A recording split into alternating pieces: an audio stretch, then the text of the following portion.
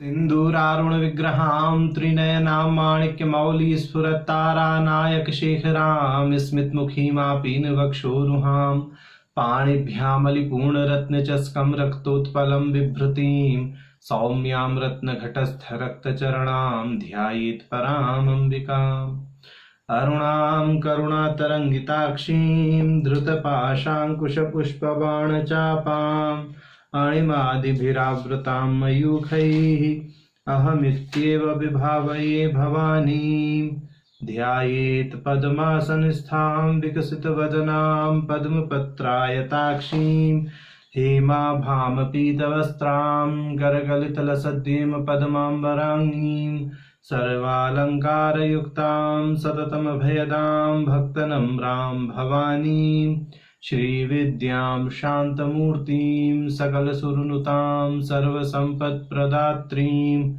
नारायणी नमोस्तुते। ललिता सहस्रनाम सौभाग्य भास्कर भाष्य की श्रृंखला में हम भगवती के प्रारंभिक 256 नामों को देख चुके थे। आज हम भगवती के 257 से और 262 इन कुल 6 नामों का विवेचन करेंगे, तो उनका पाठ कर लेते हैं। ये 6 नाम हैं जागरणी, स्वपंती, तेजसात्मिका, सुप्ता, प्राज्ञात्मिका, तुर्या, ये 6 नाम।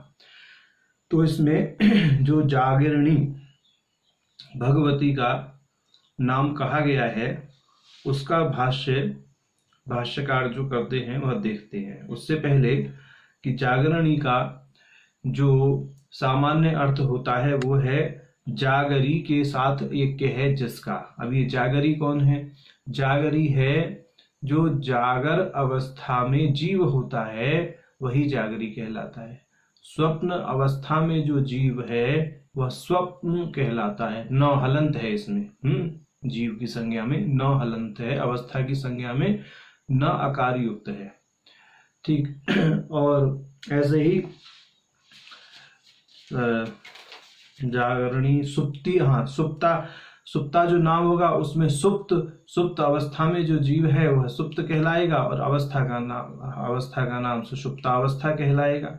ठीक। इसी दृष्टि से तुर्य अवस्था में जो जीव है उसकी संज्ञा तुर्य हो जाएगी। तो इस दृष्टि से यहाँ पर ये नाम कहेंगे और अन्य अर्थ भी नामों के देंगे जहां अपेक्षित है वहां। तो भी कह रहे हैं भास्कर राय जी, जागर आख्या अवस्था लक्षणम उक्तम ईश्वर प्रत्यभिज्ञायाम, कि ईश्वर प्रत्यभिज्ञा जो त्रिक दर्शन का या प्रत्यभिज्ञा दर्शन का एक महत्वपूर्ण ग्रंथ है, उसमें जागर अवस्था के लक्षण को बताया गया है। क्या लक्षण बताए गए हैं उसको यहाँ पर ये प्रकट कर रहे हैं। सर्वा अक्षगोचरत्वेन यातु बाह्यतया स्थिरा सृष्टि ही साधारणी सर्व प्रथात्मायम सजागर। ये कह रहे हैं कि ईश्वर प्रतिविज्ञा में कहा गया है जागृत अवस्था सभी को प्रिय होती है। इस अवस्था में जो बाह्य कर्म है कर्मेंद्रियों के द्वारा किए जाते हैं और इस जागृत अवस्था में जो आपन्न जीव होता है वह जागरी कहलाता है, जागर कहलाता है। ठीक। अब ये कह रहे हैं तद्वान जागरी, माने उस अवस्था में जो आपन्न है, उस अवस्था में रहने वाला जो जीव है वह जागरी कहलाता है। विश्वाख्य स्थूल शरीराभिमानी जीव, कि यह जो जागरी है प्रकारांतर से यही स्थूल शरीराभिमानी जीव विश्व कहलाता है। तद अभिन्ना जागरणी, माने वह जो जागरी है जिसकी एक अन्य संज्ञा विश्व भी है, व्यष्टि की दृष्टि से, स्थूल शरीराभिमानी की दृष्टि से, उससे अभिन्न माने उस जागरी से अभिन्न जो भगवती हैं उनका नाम है जागरणी। माने चैतन्य की दृष्टि से जागर और जागरी में अभेद ये बता रहे हैं। ठीक। अब आगे कहते हैं स्वप्न लक्षणम अपि प्रत्यभिज्ञायाम। अब ये स्वपंती नाम का भाष्य करेंगे। तो जागरणी का भाष्य तो यही हो गया, अर्थ यही निकाल दिया कि जो स्थूल शरीराभिमानी जीव है, जिसकी एक संज्ञा विश्व भी होती है और दूसरी संज्ञा उसकी जागरी होती है, उस जागरी का चैतन्य की दृष्टि से अभेद जिसके साथ में है, वह भगवती या वह ललिता अम्बा जागरणी नाम से कही जाती हैं। अब इसी प्रकार ये स्वप्न दशा का भी भाष्य कर देंगे। कह रहे हैं प्रत्यभिज्ञा दर्शन में या ईश्वर प्रत्यभिज्ञा में स्वप्न का लक्षण बताया गया है। मनोमात्र पथे अध्यक्ष विषयत्वेन विभ्रमात् स्पष्टावभास भावानाम सृष्टि स्वप्रपदम मतम। यह ईश्वर प्रत्यभिज्ञा कहती है स्वप्न अवस्था वह अवस्था है जिसमें जीव उन आभासों की सृष्टि करता है जो भाव उसके मन में अप्रत्यक्ष रूप से छिपे हुए रहते हैं। और इस अवस्था में जो जीव है उसकी जो संज्ञा होती है वह होती है स्वप्न, न माने हलंत है इसमें नकार। स्वपीति इति स्वप्न दशापन्न तेजसाख्य सूक्ष्म शरीर व्यष्टि अभिमानी जीव तद अभिन्ना स्वपंती। तो इस दृष्टि से इन्होंने कह दिया कि वह जो स्वप्न है जिसमें नकार हलंत, वह संज्ञा जो बता रहे हैं, स्वप्न का जीव कहलाता है और उसकी प्रकारांतर से सूक्ष्म शरीर का अभिमानी होने की दृष्टि से उसकी एक संज्ञा जो है वह तेजस भी है। उस तेजस के साथ में, स्वप्न के साथ में जिसका चैतन्य की दृष्टि से अभेद है, स्वप्न के साथ जिसका चैतन्य की दृष्टि से अभेद है, उन भगवती का नाम है स्वपंती। ऐसा तो माने यहाँ स्वप्न के साथ चैतन्य की दृष्टि से अभेद माने स्वप्न, जो स्वप्न की क्रिया हो रही है ना, जो स्वप्न की घटना घट रही है, उस स्वप्न के साथ में अभेद नहीं कह रहे हैं यहाँ पर स्वप्न देखने वाले को स्वप्न कहा है। स्वप्न न माने हलंत, ये बार बार जोर दे करके कह रहे हैं, कभी स्वप्न को के साथ में ही भगवती का अभेद मान करके ये समझ लिया जाए, ऐसा नहीं है। यहाँ स्वप्न कहा है। स्वप्न तो स्वप्न अवस्था एक अवस्था है, अवस्था विशेष है। स्वप्न अवस्था में जो जीव है वह स्वप्न कहलाता है, नकार हलंत। ये बहुत विशेष जोर दे करके कह रहे हैं ताकि इसका स्मरण रहे।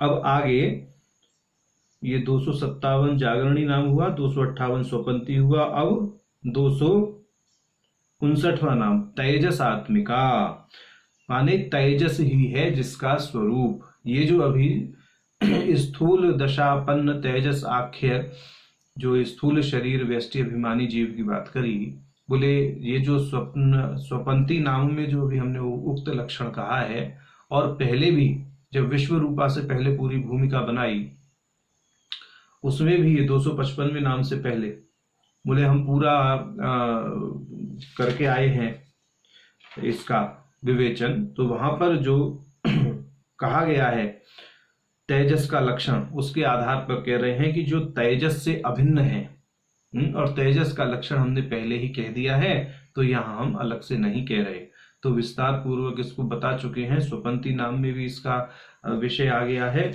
और विश्व रूपा नाम से पहले जो भूमिका दी थी धर्माधर्म विवर्जिता के बाद और विश्व रूपा से पहले, उसमें भी हमने इसका विशेष क्या कर दिया है, व्याख्यान कर दिया है। तो यहाँ पर एक पंक्ति में ही उसका भाष्य कर देते हैं भाष्यकार।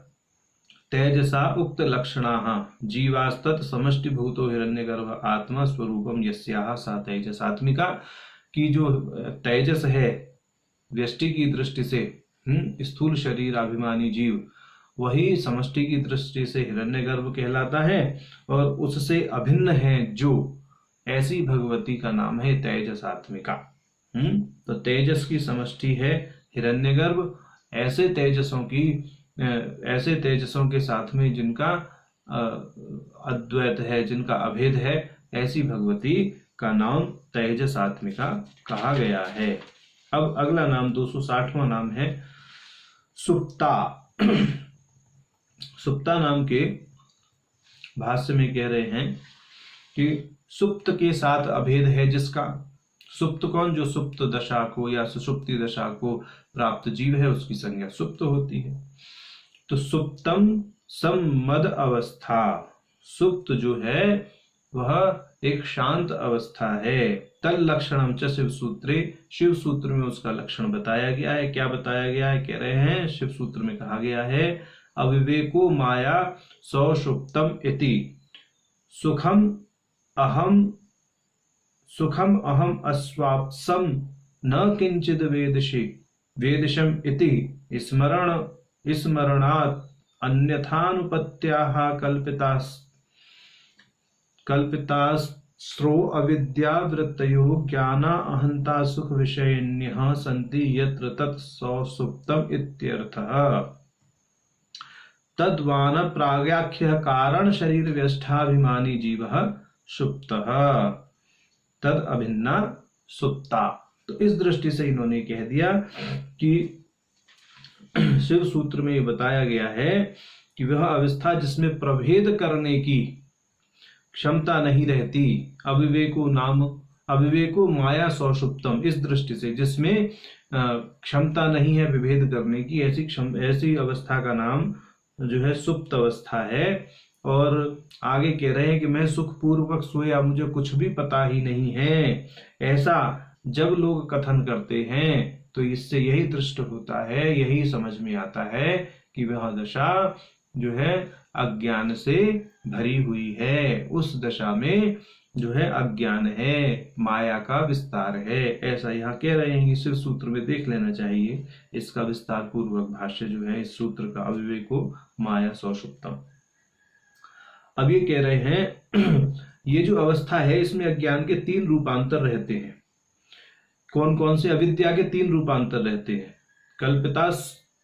कल्पिताश्रो अविद्यावृत्तयो अज्ञान अहंता असुख विषयिण्यः सन्ति यत्र तत् सौसुप्तम इत्यर्थः। तो इस अविद्या, ये जो दशा है सौसुप्त की दशा, इसमें अविद्या के 3 रूपांतर कौन से हैं? एक तो अज्ञान है, एक अहंता है और सुख है। ये जो सुख, अहंता और अज्ञान है, माने उसमें आनंद भी है, अज्ञान भी है और अहंता भी है। ये 3 चीज बनी रहती हैं। किसके बल पर? कह रहे हैं कि मैं सुखपूर्वक सोया, मुझे कुछ भी ज्ञात नहीं। इस तरह का जो लोग उठ करके व्यवहार करते हैं उससे यही सिद्ध होता है कि सुसुप्ति अवस्था में अविद्या के ये जो है 3 रूपांतर हैं, अज्ञान, अहंता और सुख या आनंद।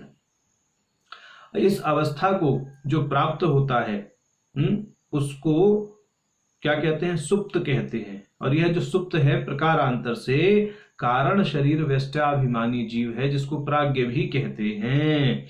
इस दृष्टि से भगवती का नाम इस सुप्त की दृष्टि से कहा गया है, जो इस सुप्त से अभिन्न है। तद्वान प्राग्याख्य कारण शरीर व्यष्टाभिमानी जीव सुप्तः तद अभिन्ना सुप्ता। तो सुसुप्ति दशा को प्राप्त जो जीव है, सुप्त नामक जो जीव है, उससे चैतन्य की दृष्टि से अभिन्नता होने के कारण भगवती का नाम सुप्ता कहा गया है। यहाँ सुप्त और सुप्ता में अभेद बताया गया है।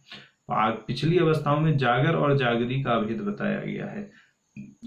स्वपंती में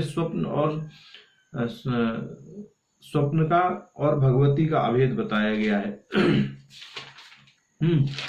और अब आगे 261वां नाम बोलते हैं प्राज्ञात्मिका। प्राज्ञात्मिका का अर्थ है प्राज्ञ ही है जिनका स्वरूप। तो प्राज्ञ के विषय में कह देंगे भाई, प्राज्ञ का हमने लक्षण बोल दिया, जैसे तेजस का लक्षण इन्होंने पहले बोल दिया, तो कह रहे हम अलग से लक्षण नहीं बोल रहे हैं, वो हम जो है विश्व रूपा नाम से पहले जो हमने माने वो दिया है, भूमिका दी है, उसमें प्राज्ञ का लक्षण बोला है। और सुप्ता नाम में भी प्राज्ञ का लक्षण हमने कह ही दिया है। तो प्राज्ञ उक्त लक्षण जीवास्तत् समष्टि भूतम ईश्वर। तो ऐसा प्राज्ञ जिसका समष्टि भूत ईश्वर कहा जाता है, ऐसे प्राज्ञ की आत्मा, यानी ऐसा प्राज्ञ ही है स्वरूप जिनका आत्मा स्वरूपम यस्याहा सा प्राज्ञात्मिका, कि वह प्राज्ञ ही है, चैतन्य की दृष्टि से स्वरूप उनका, उन भगवती का नाम है प्राज्ञात्मिका। तो यह 261वां नाम भी भगवती का हुआ। अब 262वां नाम है तुर्या। तुर्या का अर्थ होगा यहाँ तुर्य के साथ में अभेद है जिनका। तो तुर्य कौन है? जो तुर्य दशा को आपन, जो तुर्य दशा में अवस्थित जीव है उसका नाम उसका नाम तुर्य है। ये जो तांत्रिक लोग हैं ये 5 अवस्थाएं मानते हैं, जैसे पहले बताया था, जागर, स्वप्न, सुषुप्ति, तुर्य और तुर्यातीत। अब आगे इसी के आधार पर ये नाम चल ही रहे हैं। तो यह तुर्य अवस्था को मानते हुए जीव की एक संज्ञा तुर्य भी मानी गई है, जो महाकारण शरीर का अभिमानी होता है। उसके साथ में अभेद होने के कारण भगवती, यानी चैतन्य की दृष्टि से उस तुर्य के साथ अभेद होने के कारण भगवती की संज्ञा तुर्या है। अब यहाँ ये कहेंगे, एतत् अवस्थात्रयस्य तद भोक्तृणाश्च विविच्य ज्ञानजन्य शुद्ध विद्योदयाख्य चमत्कारः तुर्यावस्था। अभी तुर्यावस्था के विषय में कह रहे हैं कि तुर्यावस्था क्या है, कि जो हमने पहले 3 अवस्थाएं बताई, जागर अवस्था, सुषुप्ति, स्वप्न अवस्था, सुषुप्ति अवस्था, इनका भोग करने, इन अवस्थाओं का और इन अवस्थाओं के भोग करने वाला, यानी इनका जो भोक्ता है, उनके भेद का अनुभव देने वाली जो अवस्था है। और इसके साथ में क्या बता रहे हैं? शुद्ध विद्योदयाख्य चमत्कार, और जो शुद्ध विद्या नामक आनंद को, चमत्कार को देने वाली अवस्था है, उसका नाम है तुर्यावस्था। तो तुर्यावस्था के यहाँ 2 लक्षण बता दिए भास्कर राय जी ने। पहला लक्षण तो ये बता दिया, तुर्यावस्था वह अवस्था है जिस अवस्था में पहुंचकर जीव को या साधक को या योगी को यह भान हो जाता है कि 3 अवस्थाओं में और उसके जो भोक्ता है उसमें आपस में अभेद है। उसमें आपस में क्या है? भेद है।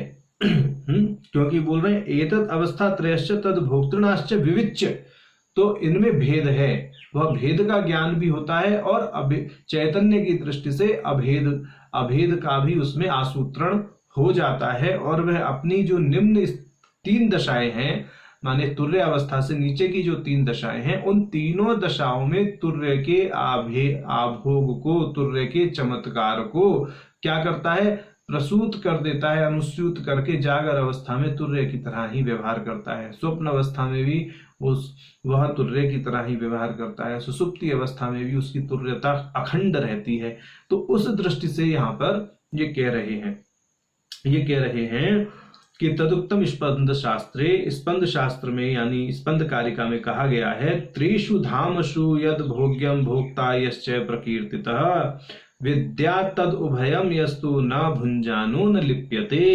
और वरदराज ने भी इसी प्रकार का जो है कथन कहा है शिव सूत्र वार्तिक में। दोनों कथन को एक साथ देख लेते हैं तब इसका विवेचन करते हैं। तो वरदराजेन अपि, वरदराज के द्वारा भी कहा गया है, तुर्य नाम परम धाम तद आभोगस चमत्क्रिया भेदे भी जागृतादि नाम योगिनस्तस्य संभवे। ये कह रहे हैं यद्यपि जो तुर्य अवस्था है, तुर्य अवस्था में पहुंच करके जागर अवस्था के और अन्य 2 अवस्था स्वप्न और सुषुप्ति के मध्य के भेद को और उनके भोक्ताओं के भेद को जो है स्पष्ट रूप से समझ जाता है साधक, फिर भी वह तुर्य अवस्था का जो चमत्कार है, शुद्ध विद्या रूप जो चमत्कार है, चैतन्य की दृष्टि से उस चमत्कार को समस्त दशाओं में अनुस्यूत करते हुए अपने चैतन्य को समझ करके, अपनी चैतन्य रूप आत्मा को समझ करके जो साधक है वह अद्वैत रूप से व्यवहार करता रहता है। ऐसा ही कह रहे हैं। अब ये कह रहे हैं, ये तो इन्होंने तुर्य दशा का या तुर्य अवस्था का वर्णन किया है।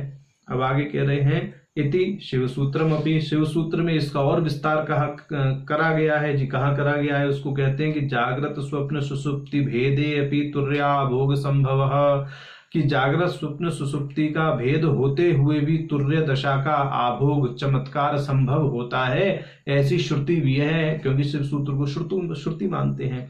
और आगे भी दूसरे सूत्र में कहा गया है त्रिषु चतुर्थम तैलवता सेच्यम, कि ये जो 3 दशाएं हैं जागर आदि, इनमें तुर्य दशा के आभोग को, तुर्य दशा के चमत्कार को, उस शुद्ध विद्या को इस तरह से अनुस्यूत रखो जैसे तेल की धारा, जब बारीक करके तेल की धारा डालते हैं तो माने उस तेल की धारा में जरा भी विक्षेप नहीं आता, वो बिल्कुल ऐसे दिखाई देती है, बिल्कुल सीधी विक्षेप रहित जो धारा दिखाई देती है। इसी तरह तुर्य के आभोग को तीनों दशाओं में जो है पहुंचाता है योगी, वह इस योग्य होता है कि अपने तुर्य के आभोग को तीनों दशाओं में अनुस्यूत रखता है और जागृत में भी तुर्य की भांति व्यवहार करता है।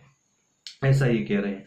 अब ये कह रहे हैं कि तद्वद महाकारण शरीराभिमानी जीव तुर्य, इस तरह का जो व्यवहार करने में योग्य सक्षम होते हैं, जो योग्य होते हैं योगी, सक्षम होते हैं ऐसा व्यवहार करने में कि तुर्य के आभोग को तीनों दशाओं में ही वह अनुस्यूत करके जब रहने लगे तो वह महाकारण शरीर अभिमानी तुर्य जीव कहलाते हैं।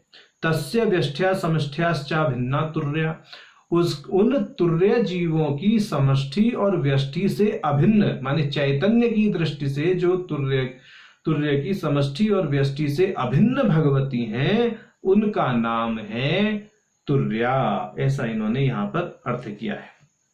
अब आगे कह रहे हैं तुर्यावस्था प्राप्तावुपायः शिवेनोक्तः मनः स्वचित्तेन प्रविशेदिति।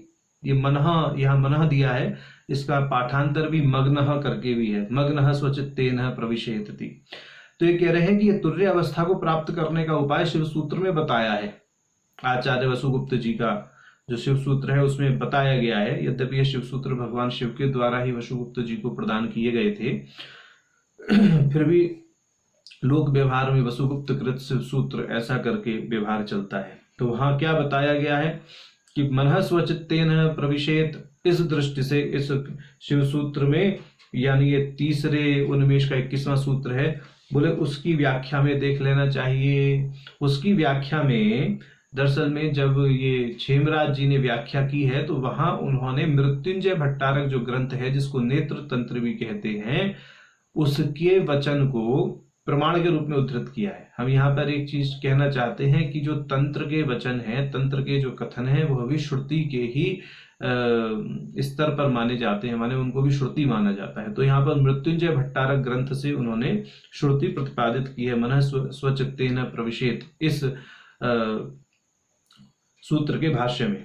किसने? क्षेमराज जी ने। तो उन्होंने जो श्रुति यहाँ पर दी है उसको हम एक बार देख लेते हैं मृत्युंजय भट्टारक की। वह कहते हैं प्राणायामादिकं कृत्वा स्थूलोपायं विकल्पकम् अविकल्पक रूपेण स्वचित्तेन स्वसंविदा अंतर्मुख परामर्शः चमत्कारः रसात्मना मनस्तुर्यरसेनात्रः स्वदेहादि प्रमात्रितां मज्जनेन प्रशम्यन् प्रविशेत तत्समाविशेत। तो मृत्युंजय भट्टारक के अनुसार कहा गया है प्राणायाम, ध्यान, धारणा आदि साधनोपाय का परित्याग करके अपने चित्त द्वारा अविकल्पक रूप से अंतर मुखांतर विमर्श चमत्कारात्मक संवेदन के द्वारा प्रवेश करना चाहिए। कैसी स्थिति में प्रवेश करना चाहिए? तो मग्न होकर प्रवेश करना चाहिए, ऐसा कह रहे हैं। शरीर, प्राण आदि के प्रति वर्तमान अपनी प्रमात्रता, जो अनुस्यूत प्रमात्री भाव है, उसको चैतन्य चमत्कार के रस से निमज्जित करके शरीर आदि भाव को प्रशमित करके यानी शांत करके, अर्थात उसे चिद रस से आप्लवित करके प्रवेश करना चाहिए। इस दृष्टि से तुर्यावस्था के विषय में यहां बताया गया। ये तांत्रिक दृष्टिकोण है तुर्यावस्था को लेकर के, वैदिक दृष्टिकोण नहीं है। तो वेदांत आदि की जो व्याख्याएं हैं उससे इसका द्वंद्व ना स्थापित करें अपने मन में। तो यह सावधानी पूर्वक ध्यान रखें कि यह तांत्रिक दृष्टिकोण से, तांत्रिक ग्रंथों की श्रुतियों के आधार पर बताया गया है। तांत्रिक दृष्टि से जो तुर्यावस्था और तुर्यातीत अवस्था का विवेचन है, प्राय वेदांत के ग्रंथों से थोड़ा भिन्न है। तो यहाँ सावधानी पूर्वक इस चीज को स्मरण रखते हुए अध्ययन करें तो ज्यादा ठीक है।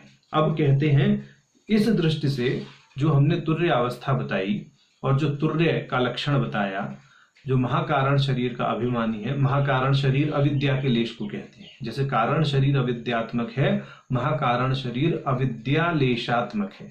ठीक, तो कह रहे हैं यहां भी अभी लेश तो बना हुआ है, क्योंकि तुर्य अवस्था में भी उसे इतना तो ज्ञान है ही, जागर स्वप्न सुसुप्ति का भेद है। उस भेद के होते हुए भी वह उस भेद का उपशमन तुर्य के आभोग से करता है। जो तुर्य दशापन्न महाकारण शरीराभिमानी जीव है वह अब ये तो इन्होंने बताया कि उस तुर्य के साथ चैतन्य की दृष्टि से जिन भगवती का अभेद है उनका नाम तुर्या है। अब कहते हैं कि भाई शक्ति रहस्य में तुर्या शब्द का एक अलग व्याख्या प्राप्त है, उसके आधार पर अब तुर्या नाम का व्याख्यान करते हैं। कहते हैं यद्वा शिवम अद्वैतम चतुर्थम मन्यन्तः, ये मांडुक्य उपनिषद की श्रुति है। इति श्रुति प्रसिद्ध स्वरूपा तुर्या कापि देवता इति शक्ति रहस्यात्, शक्ति रहस्य नामक ग्रंथ में ये कह रहे हैं, कहा गया है तुर्या एक देवी का स्वरूप है या एक देवी है, और इनका वर्णन मांडुक्य उपनिषद की श्रुति शिवम अद्वैतम चतुर्थम मन्यंतम के आधार पर करते हैं। तो वहां ऐसा विवेचन किया गया है, ये इन्होंने बताया। अब कहते हैं सौंदर्य लहरी में भी शंकराचार्य जी ने तुर्या नामक भगवती का या भगवती को तुर्या कहा है, ऐसा प्रमाण है। तुर्या कापि त्वम दुरधिगमनिहि सीम महिमे, इस दृष्टि से कहा है वहां शंकराचार्य जी ने कि हे भगवती आप तुर्या हैं, आपको पाना कोई आसान नहीं है, कठिन कार्य है, माने आप सरलता से अधिगम नहीं होती। इस दृष्टि से यहाँ भगवत पाद ने कहा है, उनको तुर्या कहा है। और त्रिपुरा सिद्धांत त्रिपुरा सिद्धांत में भी कहा गया है तुर्यानंदनाथस्य प्रसन्नत्वाद्वरानने तुर्येति नाम विख्यातम तस्य देव्या निरंतरम। ये कह रहे त्रिपुर सिद्धांत के अनुसार कहा गया है, हे वरानने आप तुर्यानंदनाथ को आनंद देने वाली हैं, साक्षात तुर्यानंदनाथ का आनंद ही आप हैं, इस दृष्टि से आपका नाम तुर्या कहा गया है, आपकी एक संज्ञा तुर्या है। तो इस दृष्टि से भगवती का तुर्या नाम यहाँ पर भाष्यकार ने विवेचित किया है। अब क्रमशः हमें 14वां परिभाषा श्लोक प्राप्त है। 14वें परिभाषा श्लोक में भास्कर राय जी अग्रिम 40 नामों का विभाग करेंगे, सर्वावस्था विवर्जिता से और ह्रीमती तक। ये 263 से 302 इस प्रकार से नामों का विभाग यहाँ करा जाएगा। तो 14वां परिभाषा श्लोक है, दिवि भारत भुवि ताड़घ मृदु जंगम भूवदार्थ दिवा वाग चतुरंघ्रिर्द्वयम द्वयर्धातर तत्फल मूलम तदेव बादव बलम। तो यहाँ पर जो शब्द ये दिए गए हैं, इन शब्दों में जो वर्ण है वह वर्ण यह संकेत करते हैं कि अग्रिम जो 40 नाम है वह कितने कितने वर्णों के हैं, और इन 40 नामों का विभाग उनके वर्णों की संख्या को बताता है कि अग्रिम नाम में जैसे सर्वावस्था विवर्जिता है तो उसमें कितने अक्षर हैं, 1 2 3 4 5 6 7 8 अक्षर हैं। तो इस दृष्टि से वह विभाग करते हैं। अब ये कह रहे हैं कि स्पष्ट अर्थ है कि इसका अर्थ स्पष्ट है, जैसे जैसे यहाँ पे वर्ण आए हैं उन वर्णों से अग्रिम जो नाम है उनके नामाक्षरों की संख्या को समझ जाना चाहिए। और हम यहाँ 40 नामों का, अग्रिम 40 नामों का सर्वावस्था विवर्जिता से ह्रीमती तक, संख्या की दृष्टि से 263 से 302 तक नामों का यहाँ विभाग करते हैं। तो यह 14वां परिभाषा श्लोक भी यहाँ पर इस दृष्टि से कहा गया है। तो आज हमने 257 से 262 तक भगवती के नामों का विवेचन किया और साथ ही परिभाषा श्लोक 14 का भी हमने संक्षेप में परिचय दिया। अब आगे क्रमशः 263 से नामों का पाठ प्रारंभ होगा। नारायण।